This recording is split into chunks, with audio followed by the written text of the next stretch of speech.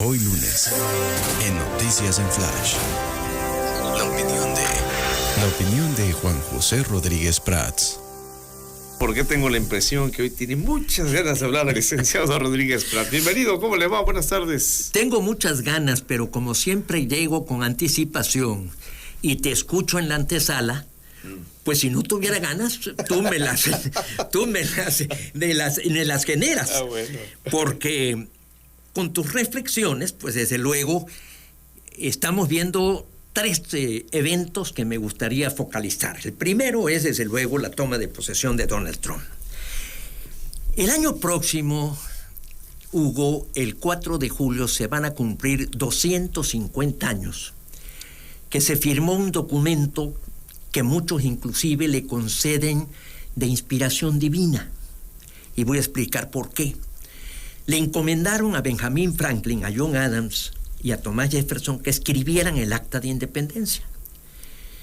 Y Thomas Jefferson fue realmente el que puso la mayor parte del texto. Es un texto muy breve.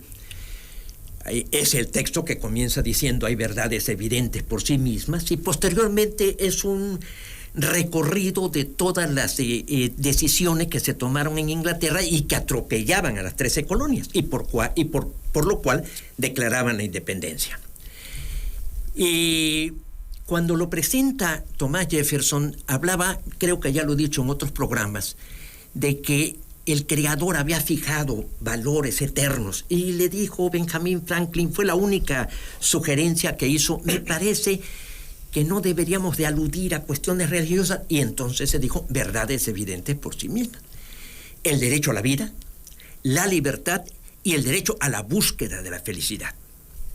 Lo curioso del asunto es que se presentan a la asamblea en Filadelfia, se aprueba, y el 4 de julio de 1826, exactamente 50 años después, y después de que Thomas Jefferson fue el tercer presidente y John Adams el segundo presidente, o sea, suceden a George Washington, los dos mueren el mismo día. Mueren el 4 de julio de 1826, 50 años, después de que presentan el documento. En Estados Unidos hay un edificio que se llama el Archivo de la Nación, y el Acta de Independencia está en el fondo, en un altar. La gente habla hasta bajito, porque se percibe un sitio sagrado. Inclusive tiene un mecanismo de que si llegara a ver algo, ese documento se hunde y se pone una plancha de acero, porque siente que fue de inspiración divina. En el texto hay un reclamo porque Inglaterra quiere impedir que Estados Unidos comercialice con otras naciones. O sea, ya se estaba sosteniendo el principio de la libertad de comercio, y que ponía trabas para naturalizarse inglés, porque eran las colonias. Ese es el antecedente de la política migratoria que permite a Estados Unidos recibir a gente de todo el mundo, inclusive en momentos de conflicto. Es famoso la cantidad de judíos que llegaron en la Segunda Guerra Mundial a refugiarse en Estados Unidos. Unos 60 años después, Alexis de Tocqueville fue a Estados Unidos a conocer el sistema penitenciario. Pero cuando vio la democracia, se sorprendió, se asombró, y empezó a escribir de la individualidad, del ejercicio de la libertad, de las organizaciones intermedias, de la lucha por el poder, de los factores de equilibrio, pero sobre todo de su obsesión por cumplir la ley. O sea, el que la hace, la paga. Y eso venía desde la Biblia, desde la ética protestante, los cuáqueros. O sea, eso sustenta el capitalismo en toda su historia. Yo me pregunto, si hoy Tocqueville viviera, ¿qué le sorprendería? Pues que un delincuente llegue a ser presidente de esa nación. Porque yo creo que no hay ninguna duda. Donald Trump, con excepción de homicidio, creo que cometió todos los delitos que están consignados en las leyes norteamericanas. Acoso sexual, cuestiones financieras, cuestiones electorales. Bueno, libró 2 juicios políticos ante la Cámara de Representantes. Que no se alcanzó la mayoría calificada es otra cosa, pero en 2 ocasiones, por su involucramiento en las elecciones, en alianza con los rusos en el 2016, por su cuestión en Ucrania, que le estaba pidiendo a Zelensky que le diera información para procesar al hijo de Biden. Entonces, yo sí creo que se abre una nueva era y no es la que dice Trump, porque es la era de hoy comienza la era dorada. Y Agustín Basabe, un editorialista que es buen amigo mío y lo aprecio mucho, dice que efectivamente hay una nueva era, pero que podría calificarse como la obra podría titularse La indecencia al poder. Y yo creo que aquí tenemos que ver el discurso de Joe Biden de despedida, porque es un discurso que nos está anunciando algo muy grave. Lo está denunciando el presidente saliente. No es cualquier voz, ni cualquier crítico, ni cualquier editorialista, en donde dice textualmente que está amenazada la democracia norteamericana, el Estado de Derecho, toda su tradición, todo este ejemplo de 260 años de democracia, que está por una oligarquía, por la gente de mayor dinero, de mayor capital, y por los medios de comunicación que están distorsionando la verdad y que están manipulando las conciencias. Entonces, sí tenemos un inmenso riesgo, un inmenso peligro, y lo primero que tenemos que reconocer es que se trata de un hombre que está con un discurso dislocado. Me gusta mucho dislocar, o sea, desubicado en su realidad, en su compromiso, en su deber, y que definitivamente no está jugando, y que las amenazas que hace las va a respaldar con hechos. Hoy en la tarde ya salen las primeras ejecuciones, actos de gobierno, de atribuciones que tiene el Ejecutivo sin la autorización del Congreso, cuando menos como medidas de urgencia, que nos van a dañar. Hoy también Ciro Gómez Leiva habla de las declaraciones que se han hecho desde hace varios meses en relación a que hay territorio mexicano que está definitivamente fuera del poder del Estado. Y ahí vienen las declaraciones del crimen organizado. A todo esto, ¿qué sucede a nivel nacional? Bueno, Claudia Sheinbaum ha presentado hace ya algunos días el Plan México. Yo creo, Hugo, que si hacemos una competencia de naciones a ver quién tiene más planes o quién ha tenido más planes en su historia, México tendría muchas posibilidades de llevarse la medalla de oro. Por planes no hemos parado. Desde los pronunciamientos de Hidalgo, los sentimientos de la nación de Morelos, que íbamos a tener leyes que atemperaran la abundancia y sacara al pueblo de la pobreza, que permitiera el acceso a la justicia, que se premiara la virtud. Todo eso dice Sentimientos de la Nación, un documento tremendamente optimista, cargado de grandes esperanzas. Pero yo seleccioné 10 planes que podrían explicarnos la historia de México. El primer plano, el 24 de febrero de 1821, en donde Vicente Guerrero, el plan lo escribe Agustín de Iturbide, es de su autoría, el plan de Iguala, en donde se declara la independencia de la América septentrional. No entiendo muy bien a qué se refería, pero era la declaración de independencia. 2 años después, en 1823, viene el plan de Casamata, y lo encabeza Antonio López de Santana, que desconoce a Agustín de Iturbide. Eso fue en el 23. En el 54, o sea, 31 años después, un plan sumamente importante, el plan de Ayutla, de Juan Álvarez e Ignacio Comonfort, en donde desconocen a Antonio López de Santana. Y es lo que lleva a la Constitución del 57 y a la República restaurada.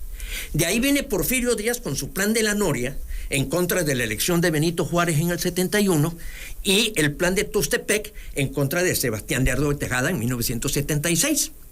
Francisco I. Madero, el 6 de noviembre de 1910, pone el plan de San Luis, desconociendo a Porfirio Díaz. En 1911, Emiliano Zapata saca su plan de Ayala, desconociendo a Francisco I. Madero. En 1914, saca Venustiano Carranza el plan de Guadalupe, desconociendo al gobierno inconstitucional de Victoriano Huerta. En 1920, Plutarco Elías Calles y Álvaro Obregón sacan el plan de Agua Prieta, desconociendo a Venustiano Carranza. Fíjate, ahí te menciono 9 y viene el plan sexenal de Lázaro Cárdenas. Este sí fue un buen plan de gobierno. Y Lázaro Cárdenas sí gobernó conforme a ese plan. El plan que presenta Claudia Sheinbaum, desde mi punto de vista, tiene una falla muy grave. La incoherencia, la incongruencia. Un plan tiene que estar inspirado por las mismas ideas. Por ejemplo, el plan de Lázaro Cárdenas, ahí está hablando de fortalecer la soberanía nacional, de la educación socialista. Lo hace. Tiene una idea que le da amarre al conjunto de propuestas y de políticas públicas. Pero en el caso de Claudia Sheinbaum, por ejemplo, elogia al Tratado de Libre Comercio como el gran detonador del desarrollo, como un plan que ha traído enormes beneficios, y condena la política neoliberal. Pues, ¿de qué se trata? Pero sobre todo, y esto es muy grave, Hugo, con lo que estamos viendo el día de hoy, llevar a cabo esa reforma al Poder Judicial, que no hay recursos para hacerla, que el Poder Judicial no presentó candidatos porque obedeció a un juez de distrito y se suspendió la evaluación, y hay 3,000 aspirantes que se quedaron fuera, o algunos que se anotaron a través del Poder Legislativo y del Poder Ejecutivo. Con esas dos propuestas, ¿van a integrar el Poder Judicial? Las 3 ministras que ya andan prácticamente en campaña, Loretta Ortiz, Yasmín Esquivel, Lenia Batres, que no están respaldadas precisamente por los mejores antecedentes, son las que va a elegir el pueblo de México, y vas a cambiar a todo el Poder Judicial y vas a transmitir a las inversiones privadas un mensaje de desaliento, de falta de confianza frente a la amenaza que estamos escuchando el día de hoy. Me parece que sería casi el suicidio. Y lo está diciendo todo mundo, todos están insistiendo que eso va a fracasar. ¿Cuál es el enorme interés? Hay errores intelectuales, o sea, que efectivamente te equivocaste porque no leíste bien, pero de buena fe, pero hay errores morales. Este sería un error moral. Esto incurre en una inmensa irresponsabilidad de destruir a un poder. Hay 500,000 sentencias en proceso. ¿Con quién los vas a sustituir? ¿Quiénes son los que están pasando las pruebas? Tienen que evaluar a miles. Entonces, definitivamente, yo sí suscribo aquí lo que propuso Ernesto Zedillo. Háganse, vamos a hacer una tregua. No instrumenten esa reforma en las condiciones actuales, porque sería un mensaje terrible para México, para el mundo, para la misma Claudia Sheinbaum. Yo creo que por ningún motivo eso es conveniente. Y por último, vámonos a la cuestión local. Pues en la cuestión local, en realidad, tenemos que, pues casi tomar alguna medicina para poder soportar lo que hemos visto, las declaraciones de los políticos tabasqueños en los últimos días. Dimes y diretes, insultos cruzados. Nadie se refiere a lo que el otro dijo, si no es la descalificación. Ese no tiene derecho a hablar porque es un indecente. No, tú eres más indecente. No, tú robaste. No, tú te emborrachaste. ¿Así vamos a poder llegar a un acuerdo? A mí me preocupa mucho que el señor gobernador diga: no van a retornar los corruptos y los represores. O sea, todos los que estábamos antes en el gobierno fuimos corruptos y represores. Pues ahí se está llevando, y que me disculpe, pero esto es un acto de ingratitud y de lealtad a Andrés Manuel López Obrador. Pues él era presidente del PRI unos años antes, 10 años antes.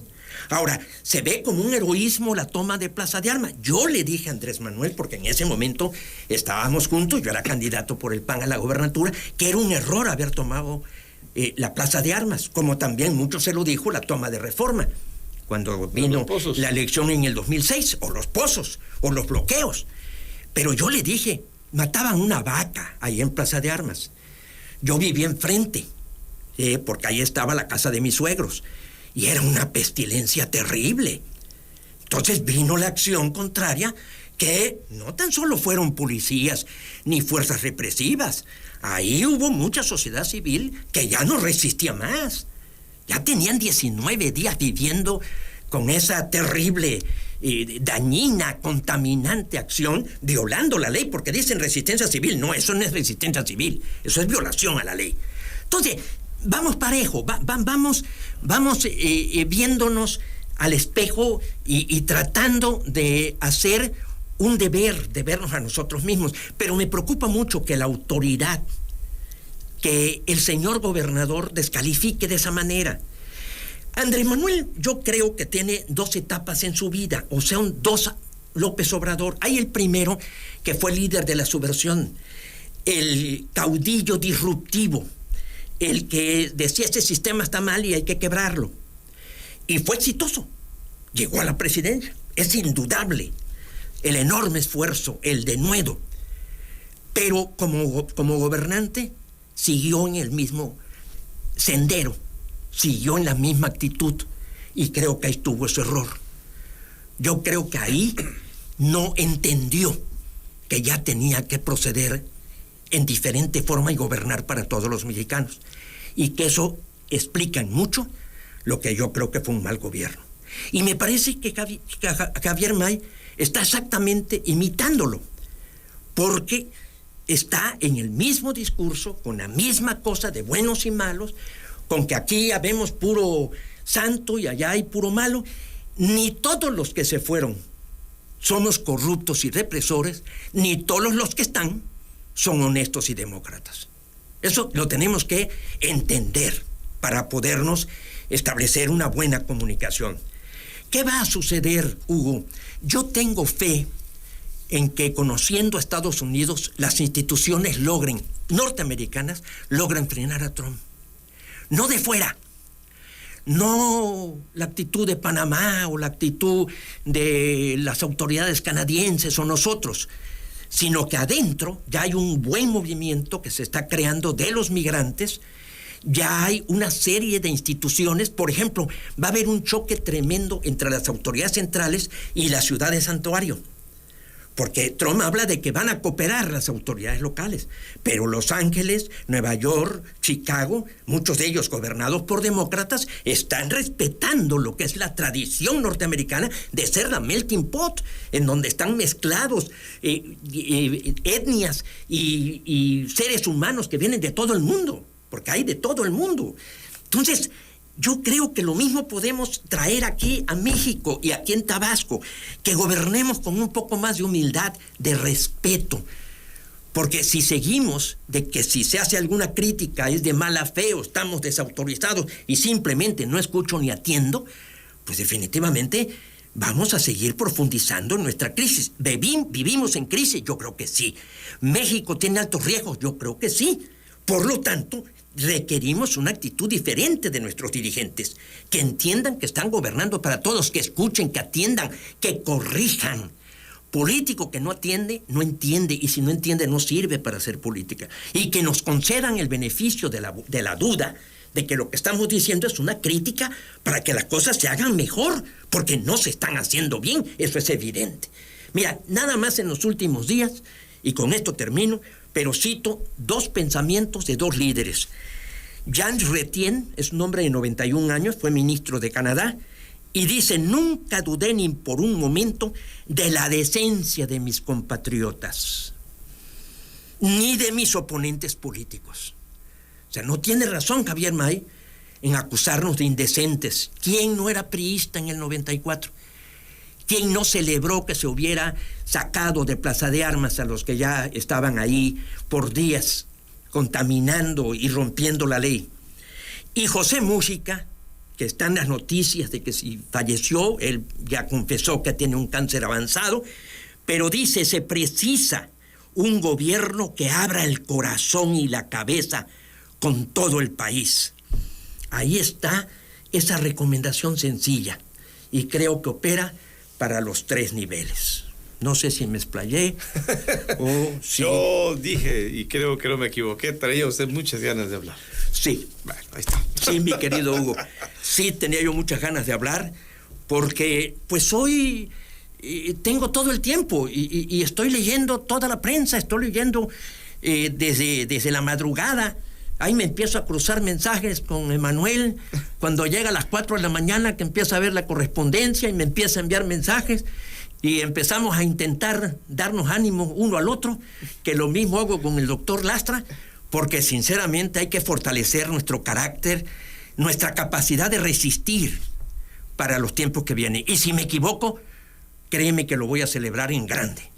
Licenciado Rodríguez Prats, hasta la próxima semana. Muchísimas gracias, Hugo. Te aprecio mucho y gracias porque al venir antes, pues si alguna inspiración me faltaba, me la dieron tus palabras.